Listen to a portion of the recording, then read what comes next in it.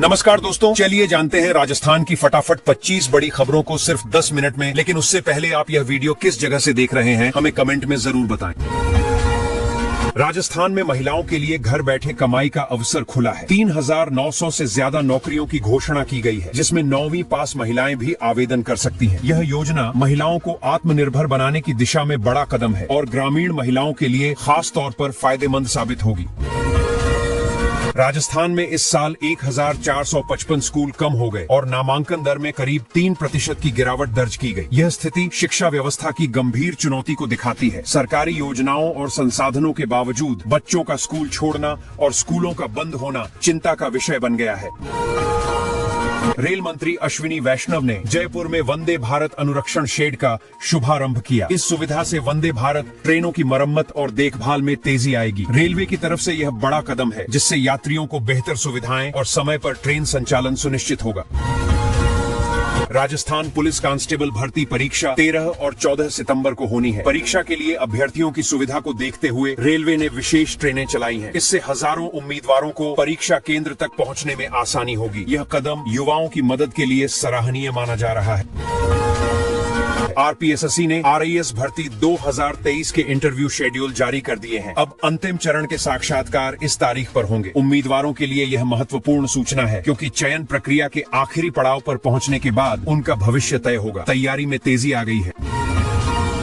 राजस्थान के सरकारी विद्यालयों की हालत फिर सामने आई। एक जर्जर स्कूल इतना खतरनाक हो गया कि बच्चे मंदिर में पढ़ने लगे। यह हाल देखकर लोग शिक्षा व्यवस्था की पोल खुलने की बातें कर रहे हैं। बच्चों के भविष्य के साथ खिलवाड़ जैसा मामला बन गया है। नवरात्रा पर राजस्थान में जमकर बारिश होने की संभावना जताई गई है। मौसम विभाग ने कई इलाकों में भारी बरसात का अलर्ट जारी किया है। इस वजह से खेतीबाड़ी को फायदा मिलेगा, लेकिन शहरी क्षेत्रों में जल भराव की परेशानी भी हो सकती है। लोग त्योहार के साथ बारिश का भी सामना करेंगे। भरतपुर में भाजपा के पूर्व विधायक के घर पर कुछ लोगों ने हमला कर दिया। यह घटना अचानक हुई, जिससे इलाके में तनाव फैल गया। पुलिस ने मामले की जांच शुरू कर दी है। राजनीतिक और व्यक्तिगत कारणों पर अब चर्चा चल रही है कि आखिर हमले के पीछे कौन लोग शामिल थे। राजस्थान में बादलों पर ड्रोन से रसायन छोड़ने की कोशिश की गई, लेकिन रामगढ़ क्षेत्र फिर भी सूखा रह गया। वैज्ञानिकों का कहना है कि मौसम की स्थिति अनुकूल न होने से बारिश नहीं हो सकी। लोग पूछ रहे हैं कि इतनी कोशिशों के बाद भी पानी क्यों नहीं बरस। मुख्यमंत्री भजनलाल शर्मा की पहल पर राजस्थान में पहली बार घूमर फेस्टिवल 2025 आयोजित होगा। इस फेस्टिवल के जरिए प्रदेश की संस्कृति और परंपरा को नई पहचान मिलेगी। कलाकारों को मंच मिलेगा और पर्यटन को बढ़ावा मिलेगा। लोग इस आयोजन को लेकर अभी से उत्साहित दिखाई दे रहे हैं। आईआईटी जोधपुर ने पहल करते हुए हिंदी माध्यम में बीटेक की पढ़ाई शुरू करने का फैसला लिया है। अब छात्र अपनी मातृभाषा में तकनीकी शिक्षा प्राप्त कर सकेंगे। यह निर्णय उन विद्यार्थियों के लिए बड़ी राहत है जिन्हें अंग्रेजी माध्यम की पढ़ाई में कठिनाई होती है। पूर्व मुख्यमंत्री अशोक गहलोत ने कहा कि पुराने संस्थानों का नाम बदलना उचित परंपरा नहीं है। उनका मानना है कि इस तरह के कदम से संस्थान की पहचान और इतिहास पर असर पड़ता है। उन्होंने कहा कि नई सरकारों को काम पर ध्यान देना चाहिए, न कि नाम बदलने पर। कांस्टेबल परीक्षा के लिए जो स्पेशल ट्रेनें चलाई गई हैं, उनका गुरुग्राम और रेवाड़ी में ठहराव होगा। इससे बाहर से आने वाले अभ्यर्थियों को काफी सुविधा मिलेगी। रेलवे की इस व्यवस्था को लेकर उम्मीदवारों में राहत की भावना है। परीक्षा के दिनों में भीड़ संभालना आसान होगा। जयपुर पहुंचे प्रधानमंत्री गौरव यात्रा के दौरान यूडीएच मंत्री खर्रा ने स्वागत किया। यह यात्रा भाजपा के लिए राजनीतिक दृष्टि से महत्वपूर्ण मानी जा रही है। लोगों की भीड़ जुट रही है और पार्टी अपने संगठन को मजबूत करने में लगी है। सरकार की योजनाओं का प्रचार भी किया जा रहा है।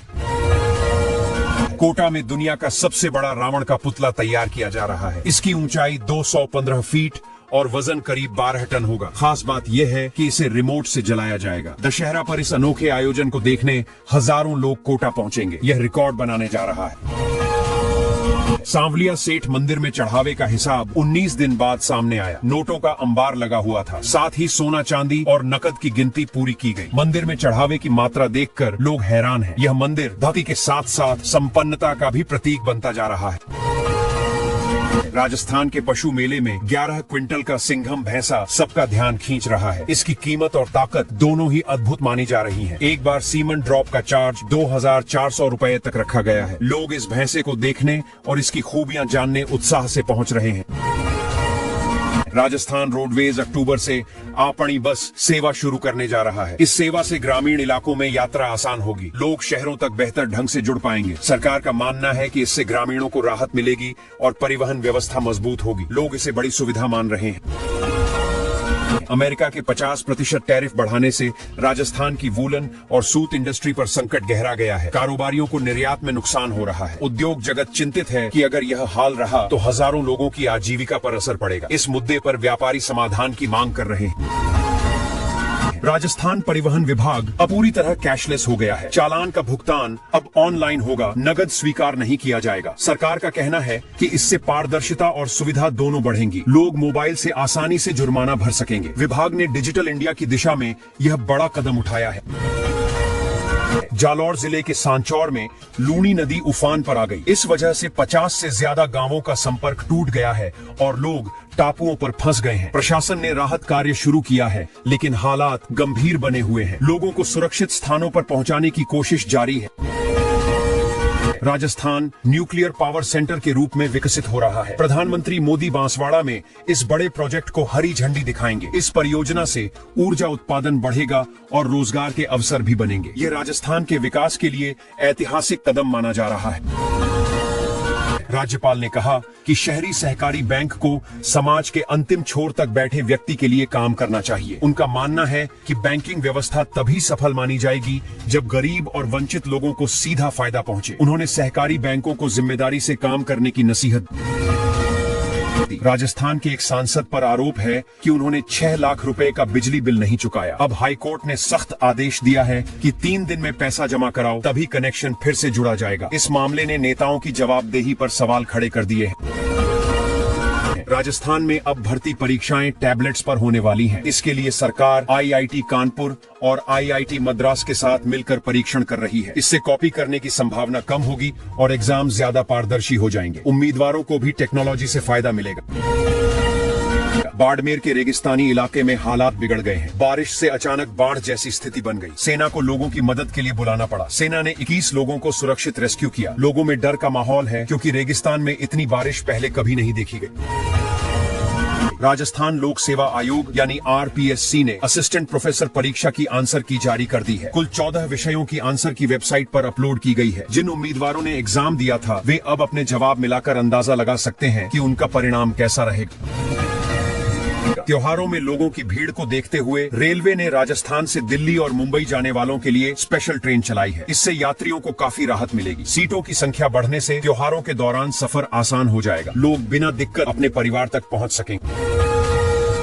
राजस्थान पुलिस कांस्टेबल भर्ती परीक्षा को लेकर परीक्षा शहर की स्लिप जारी कर दी गई है। अब अभ्यर्थी यह देख सकते हैं कि उन्हें किस शहर में परीक्षा देनी है। यह जानकारी ऑनलाइन पोर्टल से ली जा सकती है। उम्मीदवार अब अपनी तैयारी उसी हिसाब से प्लान कर सकते हैं। खाटू श्याम जी आने वाले भक्तों के लिए नगर पालिका ने बड़ी राहत दी है। सफाई और सुविधाओं को बेहतर बनाने के लिए खास कदम उठाए गए हैं। भक्तों का सफर पहले से ज्यादा आरामदायक होगा। भक्तों को भीड़ और गंदगी से परेशानी नहीं झेलनी पड़ेगी। श्रद्धालुओं में खुशी का माहौल है। मुख्यमंत्री ने कहा कि महाराणा प्रताप टूरिस्ट सर्किट और ट्राइबल टूरिस्ट सर्किट से पर्यटन को नई ऊंचाई मिलेगी। इससे राजस्थान की ऐतिहासिक और सांस्कृतिक धरोहर को बढ़ावा मिलेगा। पर्यटक इन जगहों की खासियत जान पाएंगे और राज्य की अर्थव्यवस्था में भी बढ़ोतरी होगी। यह योजना पर्यटन को नया आयाम देगी। राजस्थान विधानसभा में बीजेपी विधायक ने 2 मुस्लिम विधायकों को मूल धर्म में लौटने की सलाह दे डाली। इस बयान से सदन में हंगामा मच गया। विपक्षी दलों ने इसे धार्मिक कटाक्ष बताया। माहौल इतना गर्मा गया कि कई विधायक एक दूसरे पर आरोप प्रत्यारोप करने लगे। मामला सोशल मीडिया पर भी चर्चा में है। राजस्थान के मुख्यमंत्री ने कहा है कि राज्य में रेल सुविधाओं का विस्तार प्राथमिकता से किया जा रहा है। नई लाइनों और स्टेशनों के आधुनिकीकरण पर काम तेजी से चल रहा है। इससे यात्रियों को यात्रा के दौरान बेहतर सुविधाएं मिलेंगी। सरकार चाहती है कि छोटे कस्बों को भी रेल नेटवर्क से जोड़ा जाए। टीचर भर्ती के मामले में बड़ी खुशखबरी आई है। RPSC, BPSC और कई राज्यों ने मिलकर बम्पर टीचर भर्तियां निकाली हैं। लाखों उम्मीदवारों के लिए यह सुनहरा मौका है। आवेदन की तारीखें और प्रक्रियाएं अलग अलग हैं। नौकरी चाहने वाले युवाओं के लिए यह बड़ी राहत की खबर। राजस्थान विधानसभा में मतांतरण पर बड़ा फैसला हुआ। अब अगर कोई जबरन धर्म बदलवाने की कोशिश करता है तो उसे उम्र कैद और 1 करोड़ रुपए जुर्माना हो सकता है। इस विधेयक को सदन में हंगामे के बीच पास किया गया। विपक्ष ने इसका विरोध किया, लेकिन सरकार ने इसे सख्ती से पारित कर दिया। विधानसभा में इस बार कांग्रेस और बीजेपी के बीच बड़ा हंगामा हो गया। वजह थी सदन की मर्यादा। कुछ विधायकों के बयान पर तीखी बहस हुई और कहा गया कि सदन कोई बेडरूम या बाथरूम नहीं है। इस टिप्पणी के बाद माहौल और बिगड़ गया। दोनों दलों के बीच जोरदार आरोप प्रत्यारोप हुए। भड़ला इलाके में हुए मारपीट मामले में पुलिस ने त्वरित कार्रवाई करते हुए 5 आरोपियों को हिरासत में ले लिया है। घटना के बाद लोगों में गुस्सा था, लेकिन पुलिस ने तेजी से स्थिति संभाली। आरोपियों से पूछताछ चल रही है। पीड़ित परिवार ने प्रशासन से कड़ी सजा की मांग की। IIT जोधपुर ने ऐसा लैंग्वेज मॉडल तैयार किया है जिससे हिंदी मीडियम के स्टूडेंट्स भी आसानी से IIT पास कर सकेंगे। अब यह मॉडल पूरे देश में लागू होगा। इसका फायदा ग्रामीण और छोटे कस्बों के बच्चों को मिलेगा। शिक्षा में भाषा की बाधा खत्म होने से और भी टैलेंट सामने आएगा। राजस्थान के एक युवक की सक्सेस स्टोरी चर्चा में है। उसने सालाना 1 करोड़ रुपए की कमाई से अपनी जिंदगी बदल दी। अब हर कोई उससे फॉर्मूला जानना चाहता है। उसकी मेहनत और आइडिया की वजह से उसकी पहचान बन गई है। लोग इसे प्रेरणा के रूप में देख रहे हैं। RPSC ने राजस्थान विद्युत निगमों में तकनीशियन के 2163 पदों पर सीधी भर्ती निकाली है। इसके लिए ऑनलाइन आवेदन 10 सितंबर से शुरू होंगे। यह भर्ती युवाओं के लिए बड़ा अवसर है। नौकरी चाहने वाले उम्मीदवारों को अब तैयारी का मौका मिलेगा। भर्ती प्रक्रिया पूरी तरह ऑनलाइन होगी। राजस्थान की खाद्य सुरक्षा योजना में बड़ी गड़बड़ी सामने आई है। अपात्र परिवारों ने राशन का गबन किया है। इस पर प्रशासन ने जांच शुरू कर दी है। असली गरीब परिवारों को नुकसान हुआ है। सरकार अब सख्ती दिखा रही है ताकि आगे ऐसा न हो। मामला बड़ा राजनीतिक मुद्दा बन सकता है। राजस्थान की संस्कृति और संगीत में मौजों की लोक गाथा की खास पहचान है। यह लोक गाथा पीढ़ियों से लोगों की भावनाओं को जोड़ती आई है। इसकी धुन और शब्द लोगों के जीवन और परंपरा को दर्शाते हैं। आज भी गांवों में इसे गाकर संस्कृति को जिंदा रखा जा रहा है।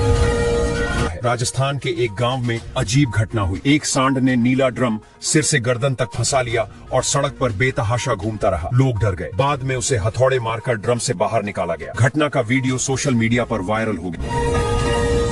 राजस्थान विधानसभा में आज धर्म संपरिवर्तन प्रतिषेध विधेयक 2025 पर गर्म बहस होने वाली है। विपक्ष और सत्ता पक्ष दोनों अपने अपने तर्क रखेंगे। यह बिल पहले से ही चर्चा में है क्योंकि इसमें उम्र कैद और भारी जुर्माने जैसी सजा का प्रावधान है। सदन का माहौल गर्म होने की संभावना। उदयपुर चंडीगढ़ ट्रेन का नया कोच बनकर तैयार हो गया है। अब सिर्फ इसके उद्घाटन का इंतजार है। जींद में इस ट्रेन को लेकर लोग काफी उत्साहित हैं। यात्रियों का मानना है कि इस ट्रेन से सफर ज्यादा आरामदायक होगा और लंबी दूरी का सफर भी आसान हो जाएगा।